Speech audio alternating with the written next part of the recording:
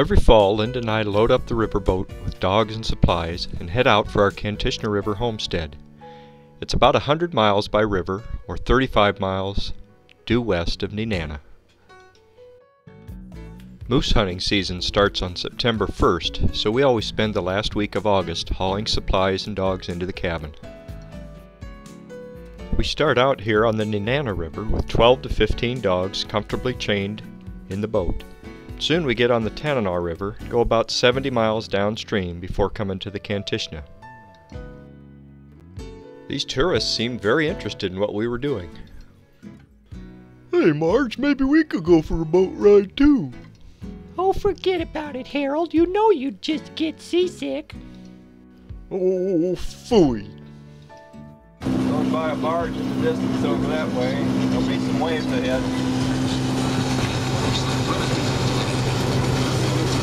A little windy today out here too, but at least there's no more slush. It just gets better and better. Now I'm in a snowstorm. At least there's no slush on the river. I can still see pretty good. Well, bringing in the second load of dogs, so we got them all in here.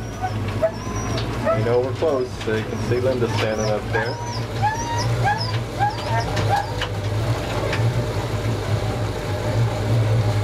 She is with the puppies.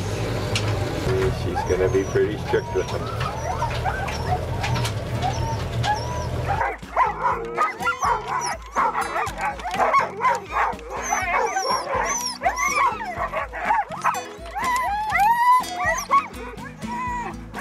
Linda's sister Corinne helped out on an earlier trip. Alright, now help your sister with the rope, please.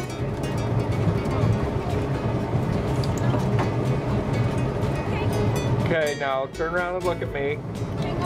Alright, here we go. Is anybody driving? What? Who? Honey Bear, you better drive. Navigator. You get the navigator. Because can you tell me where we're going? There's the driver. Straight. We have to see through two doors. Go straight. Is this the way? Do you see anything on there? I don't see anything yet.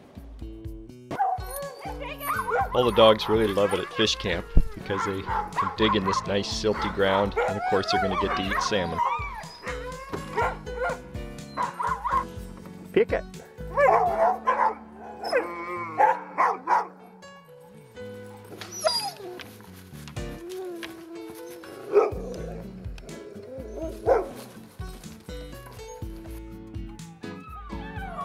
The puppies are especially happy because they get to be loose.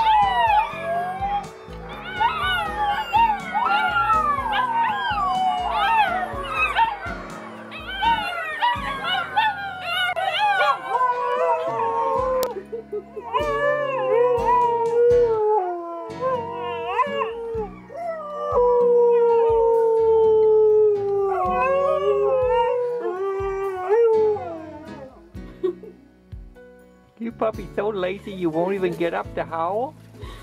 Huh? Some years there's still bluebells blooming right out in front of the cabin.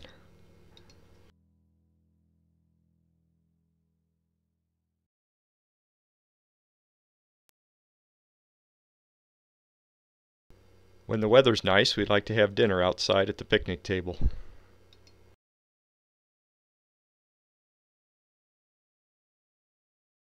The puppies always find a home underneath the porch and even under the cabin where the wood stove heats it up.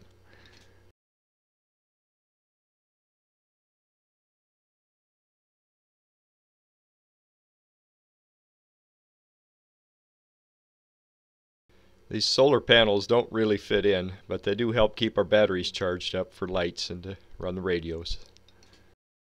We also run this little generator to charge the batteries up so we can use them in the evening. We're about 40 miles from the nearest repeater back by the highway, but this directional antenna gives us pretty reliable cell phone service.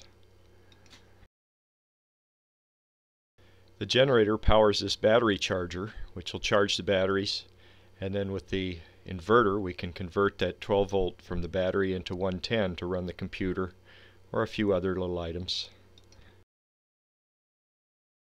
Or we can run 12 volt lights directly off the battery. Here's where we work with the iMac computer on video projects and some writing. It's pretty hard to get any work done though with all the distractions. This little redback vole is really chowing down on the peanut butter that we put on a feeder right outside the window here.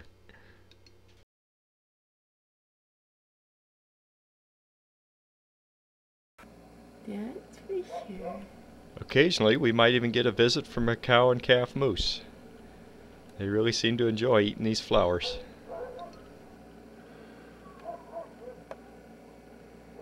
Competition for flowers. He knows what to eat. Oh, Will, honey, are you busy? We need to get some water. I'm busy, honey bucket. I'm working on the movie. Uh-oh, uh-oh, uh-oh, uh-oh, uh-oh.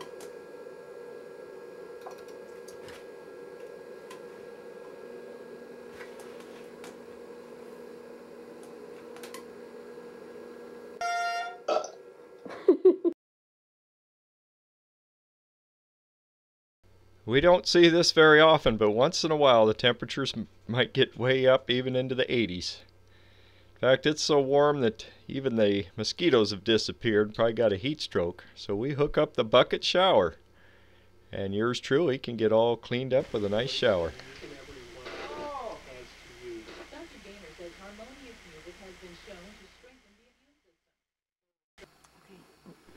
One of our main goals out here on the river is to catch enough salmon for dog food and of course for ourselves to last at least till December. We use this small boat back on the back channel, the slough where we live, because the water's a little shallower, and then take the bigger boat out on the main river.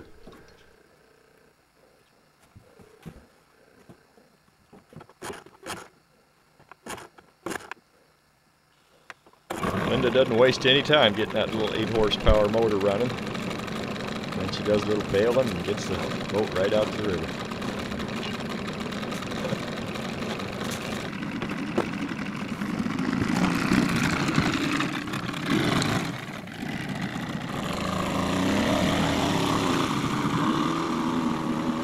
Often as we cross over to the fish wheel and the nets, we can see Mount McKinley looming about 60 miles to the south. The fish wheel's tied in place to the bank, and the current pushes the paddles around, scooping up the fish. So we're kind of getting our last barbecue in, and going to try and film a fish getting caught.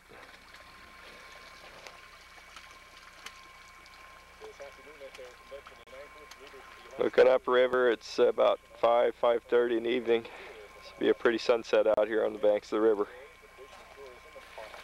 Here's our little barbecue. A couple of big old fish steaks. Our best day of fishing with the fish wheel, I think we caught almost 300 salmon. That's over 10 an hour. Usually though we catch one maybe every 15 minutes, 20 minutes, so it's hard to get them on film. Here's a typical sized chum salmon sliding into the box. Occasionally we've come out in the morning to get the fish and found otters or mink in the box chowing down. We tie our nets out just below a point where the current creates an eddy to hold the net in place. When we approach the net, we come up from below and on the inside and then swing up and under, pull it up into the boat so we can drift down along the net, pick the fish out. We only pick these nets once a day, so these fish might be in here up to 24 hours. And can really get tangled up. Some of them, boy, you almost have to cut the net loose, but usually we get them untangled.